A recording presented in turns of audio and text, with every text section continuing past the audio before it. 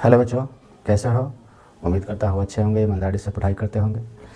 आइए, आज 9th class का सेकेंड क्लास है। 9th क्लास का सेकेंड क्लास आज है। एक क्लास इससे पहले हुआ है जो इंट्रोडक्शन क्लास था। डिफिनीशन, परिभाषाएं के बारे में समझे थे कि इस चैप्टर को पढ़ने में आसानी हो। चलिए आज हम एक्सरसाइज स्टार्ट करते हैं। तो आज की क्लास है NCERT मैथ 9th क्लास। क्या है? 9th चैप्टर नंबर 2 बहुपद, जिसको पोलिनोमियल बोलते हैं। एक्सरसाइज पढ़ेंगे 2.1। तो प्रश्न नंबर 1 सॉल्व करते हैं। आइए समझते हैं। तो प्रश्न नंबर 1 बोला कि निम्न व्यंजकों में कौन कौन एक चर में बहुपद है। तो चर के बारे में हम पढ़ा चुके हैं। चर किसको कहते हैं? वैसा राशि जिसका अंकिक मान बदलते रहता है, नियत नहीं रहता है, उसे क्या कहते हैं? हम चर राशि कहते हैं। एवं इसे अंग्रेजी के वर्णमाला के अक्षरों द्वारा सूचित किया जाता है। A, B, C, dot dot X, Y, Z, इसको चर बोलते हैं। हम लोग पढ़ चुके हैं इससे पहले वाला क्लास में। उसी के आधार पे हम इस क्वेश्चन को सॉल्व करेंगे। तो देखो, बोला है एक चर में कोई एक चर होना चाहिए। तो पहला क्वेश्चन देखो, इसमें चर कौन है? X है। ओनली चर X है ना। चर का घात है 2 है 1 है, इसका 0 हो जाएगा। यानी कि बहुपद पहचानने के लिए उसका इसमें सबसे पहला नंबर बता दिया कि चर 1। तो चर तो 1 है, लेकिन बहुपद है कि नहीं वो देखना पड़ेगा। तो चर के घात को देखेंगे कि धनात्मक पूर्णांक है कि नहीं। तो देखो, इसके चर का घात जो है धनात्मक पूर्णांक है। क्या है? धनात्मक पूर्णांक। तो एक चर में बहुपद है। लिखेंगे चूंकि चर X में एक बहुपद है। ठीक है, और विशेष कुछ नहीं लिखना। सेम उसी प्रकार से यहाँ देखो, चर एक Y है, ओनली Y, इसका घात 2 है। इसका अचर पद है तो इसका घात कितना होगा? 0 हो जाएगा। तो ये भी एक चर में बहुपद है, तो इसका भी वही आंसर हो जाएगा। चूंकि एक चर कौन में? Y में एक बहुपद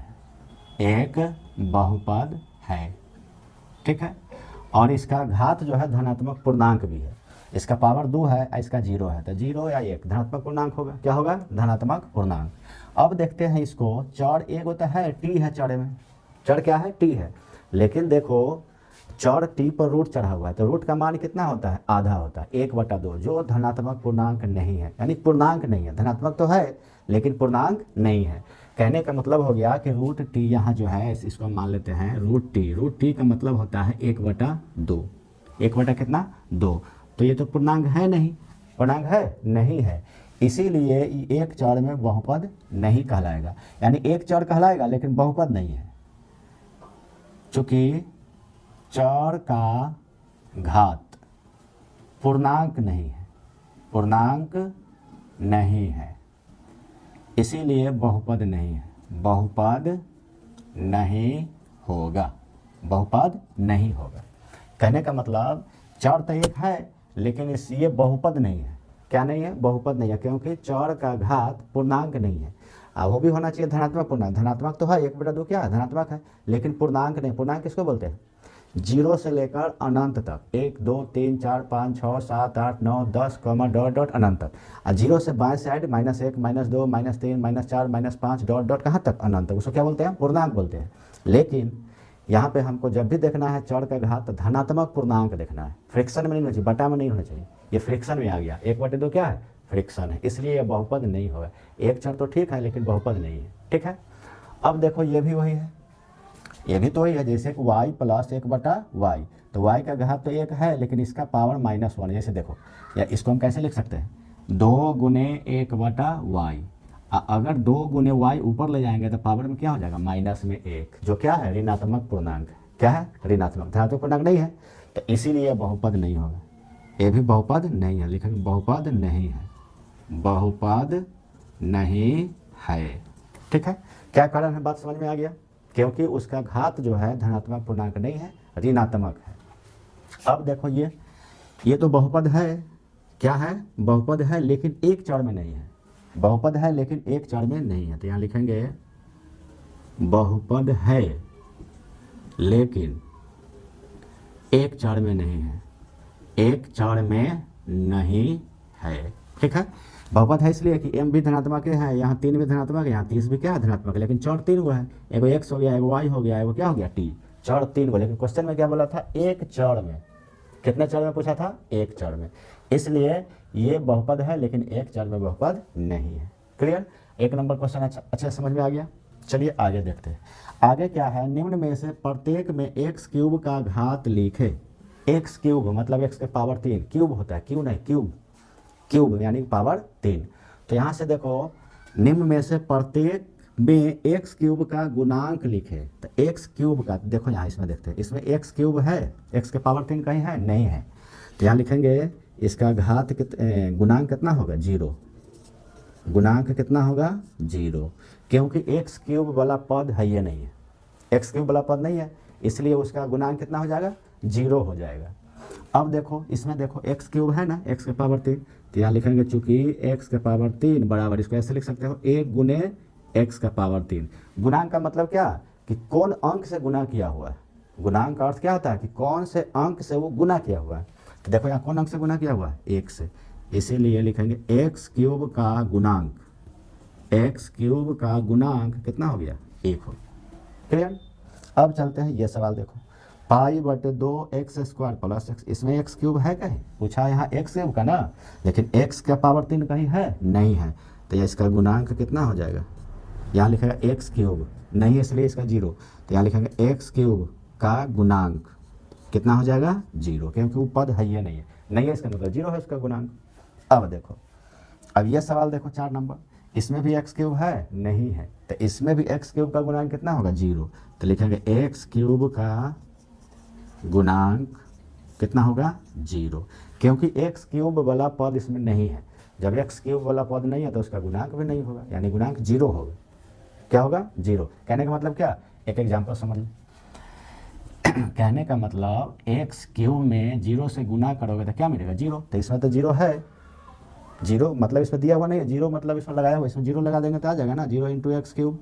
इसमें भी लगा देंगे, इसमें तो है ये है, इसमें भी लगा देंगे प्लस में 0 इंटू एक्स क्यूब, यहाँ भी लगा सकते हैं प्लस 0 इंटू एक्स क्यूब। तो देखो कितना से गुना किया हुआ? 0 से, इसमें भी 0 से, इसमें भी 0 से, इसीलिए एक्स क्यूब का गुणांक क्या हो गया? 0 हो गया। अब बात अच्छे समझ में? चलो अब चलते हैं क्वेश्चन नंबर 3 पे। तो क्वेश्चन नंबर 3 में कहा है कि 35 घात के 2 पद, यानी 2 पद वाला, घात का कितना होना चाहिए? 35 और 2 पद, और 100 घात के 1 पदी, यानी 1 पद वाला बहुपद का एक एक उदाहरण दीजिए। तो 35 घात वाला हम लिखते हैं पहले, चूंकि 35 घात के बहुपद लिख देते हैं x के पावर 35 प्लस 1 हो गया। उसके बाद तथा 100 घात के कहता है, तो 100 घात के बहुपद, लेकिन 1 पदी, तो 1 पदी बोला तो 1 पद होना चाहता है, x के पावर क्या लिख देते हैं? 100 दे देते हैं, वो पद हो गया। यानी इस तरह से अनेकों उदाहरण हो जाएगा। जैसे यहाँ पर कुछ भी लिख सकते हैं, फिर 2x के पावर 35 भी लिख सकते हैं, 3x के पावर 35 भी लिख सकते हैं, प्लस 1 भी लगा सकते हैं, 2 3 4 5 6 कुछ भी रख सकते हैं, यानी अनेक होगा। तो x के पावर 100 है तो 2x के पावर 100 भी हो सकता है ना। यानी बहुत सारे इसका उदाहरण, अनेक उदाहरण हो सकते हैं। तो हमको जो लगा वो अच्छे से शॉर्ट तरीका से सीख लिए इसको, कि एक पद लिख देना है, 2 पद वाला ये लिख देना है, 1 पद वाला ये लिख देना है। ठीक है, समझ में आ गया? चलो अब देखते हैं क्वेश्चन नंबर 4 पे। तो 4 में दिया है कि निम्न बहुपदों में से प्रत्येक बहुपद के घात लिखिए। तो घात किसको कहते हैं? कि बहुपद में प्रयुक्त चर के अधिकतम मान, प्रयुक्त चर के अधिकतम मान को क्या कहते हैं? घात कहते हैं। यानी कि जो भी चर के अधिकतम घात होगा इस बहुपद में, देखो यहाँ ये बहुपद है, यानी बहुपद दिया हुआ है, यहाँ कह दिया कि बहुपद है, ये बहुपद है। तो ये बहुपद में चर है, x है, एगो चर है, एक पावर 2 है, सॉरी इसका पावर 3 होना चाहिए। कितना होना चाहिए? 3। तो यहाँ पावर 3 है, यहाँ स्क्वायर है, यहाँ x है, तो इसका कितना है? 3 है, 2 है, 1 है। तो सबसे बड़ा कौन है? 3 है। यहाँ लिखेंगे चूँकि अधिकतम घात कितना है? 3 है, इसीलिए बहुपद के घात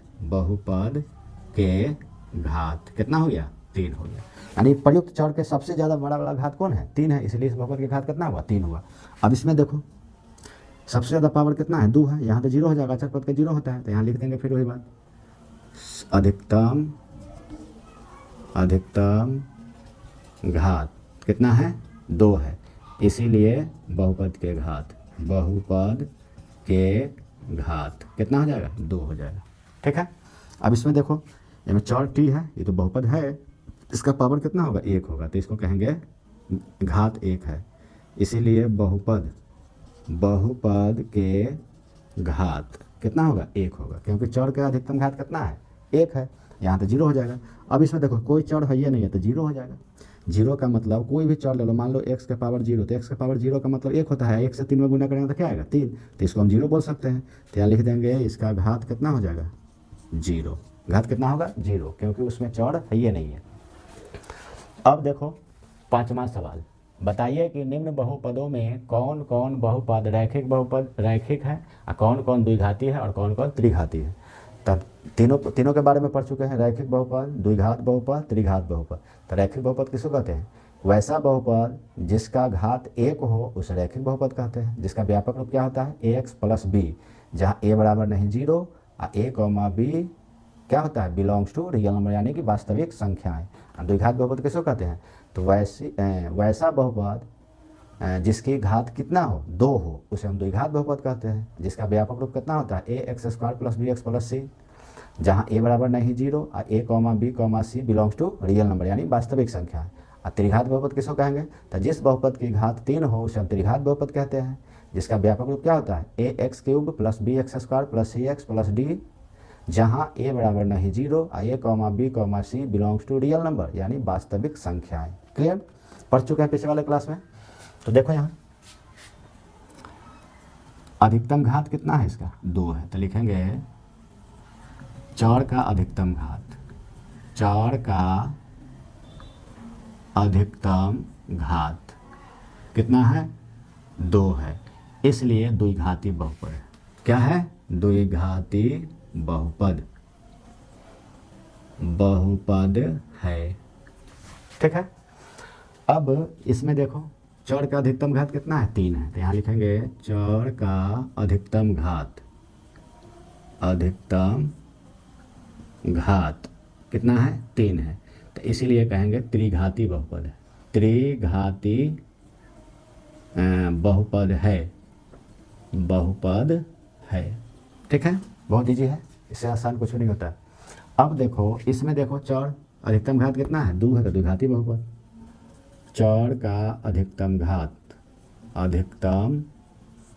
घात कितना है, 2 है, इसीलिए इसको बोलेंगे द्विघाती बहुपद, द्विघाती बहुपद है। अब इसमें देखो में चर का अधिकतम घात 1 है, इसका तो 0 होगा, इसका पावर क्या होगा, 1 छुपल है, तो यहाँ लिखेंगे चर का अधिकतम घात कितना है, 1 है, इसीलिए रैखिक बहुपद है। कौन बहुपद है, रैखिक बहुपद है। ठीक है। अब देखो यहाँ एक पद है लेकिन t का पावर 1 है, यानी कि घात कितना होगा, 1, तो रैखिक बहुपद हो जाए। तो यहाँ लिखेंगे चर का अधिकतम घात कितना है, 1 है, इसीलिए रैखिक बहुपद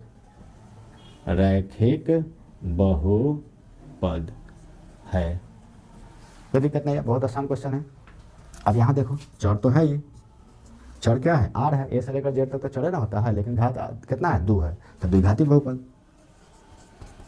चर के अधिकतम घात कितना है, 2, इसीलिए द्विघाती बहुपद है। कौन बहुपद है, द्विघाती। अब यहाँ देखो अकेला पद है लेकिन चर x है, इसका पावर कितना है, 3 है, तो त्रिघाती बहुपद हो जाएगा। तो इसको लिखेंगे हम चर के अधिकतम घात कितना है, 3, इसीलिए त्रिघाती बहुपद है। ठीक है। अब इस एक्सरसाइज का ऑल क्वेश्चन कंप्लीट हो गया। मुझे उम्मीद है आपको अच्छे से समझ में आया होगा, और अगर दिक्कत हुआ होगा तो इसको एक बार और 1-2 बार रिवाइज करके देख लेना, बहुत अच्छे से दिमाग में बैठ जाएगा। अब एक उदाहरण है, इसी एक्सरसाइज में पढ़ रहे थे उससे पहले का एक उदाहरण है। तो नीचे दिए गए बहुपद की घात बताइए, तो सिंपल है, देखो यहाँ इसमें चर का अधिकतम घात कितना है, 5 है, तो इसका घात कितना हो गया, 5 हो गया, कितना हुआ, 5। अब ये में देखो सबसे बड़ा घात कौन है, 8 है, तो इसका घात कितना हो जाएगा, 8 हो जाएगा। अब इसमें देखो चर तो है ही नहीं, तो इसका घात 0 हो जाएगा। घात कितना हो जाएगा? 0। क्लियर? और तो समझ गए होंगे। चलिए आप लोग इसका स्क्रीनशॉट ले लीजिए।